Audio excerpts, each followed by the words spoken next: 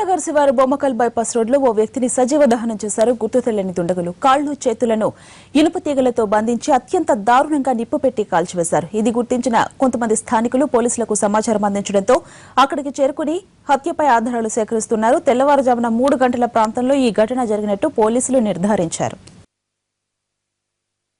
కరీంనగర్ లో సజీవ దహనానికి సంబంధించిన మరింత సమాచారం మా ప్రతినిధి ప్రవీణ్ అందిస్తారు. ప్రవీణ్, చెప్పండి, ప్రమాదానికి సంబంధించి పోలీసులు ఏమంటున్నారు?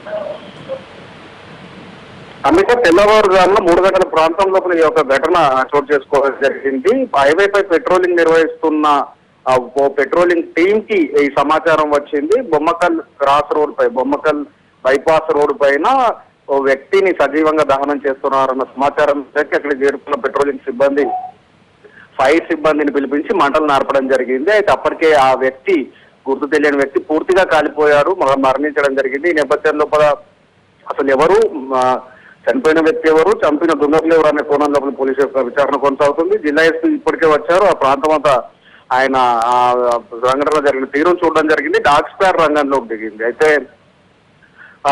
వేరే ప్రాంతంలో చంపి ఇక్కడికి తీసుకొచ్చి శవాన్ని కాల్చారా, లేదంటే అక్కడే నడి రోడ్డు పైన, ముఖ్యంగా ఏదైతే ఇది రాజీవ్ రహదారి, స్టేట్ హైవే నంబర్ 1 రహదారి పైన ఒక ఘటన చోటు చేసుకోవడం జరిగింది. కాళ్ళు చేతులని ఇనుప వైర్లతో కదలకుండా కట్టేసి అతి పాశవికంగా ఈ యొక్క హత్యకు పాల్పడ్డట్టుగా మనకు తెలుస్తోంది. పోలీసులు ప్రాథమిక విచారణ ఇప్పటికే పూర్తి చేశారు. ముఖ్యంగా డాగ్ స్క్వాడ్ మిగతా వాటిని రంగంలోకి దించి క్లూస్ ని సేకరించే పనిలో పడ్డారు. మొత్తానికి ఇది బతుకున్న వ్యక్తినే బంధించి కదలకుండా ఏదైతే పాశవికంగా అమానుషంగా ఈ విధంగా మంటల్లో ఆహుతి చేయడం అనే విషయం స్థానికంగా కలకలం రేపుతుందని చెప్పొచ్చు. 2 రోజుల క్రితం సిరిసిల్ల నేరెళ్ల వద్ద వేరే ఘటన లోపల, ఈ 2 లారీలు ఢీకొన్న ఘటన లోపల 3 వ్యక్తులు సజీవ దహనం కావడం జరిగింది. ఈ నేపథ్యంలో మరో 2 రోజుల తర్వాత అది ప్రమాదం అయితే ఇది హత్య రూపం లోపల మరో సజీవ దహన ఘటన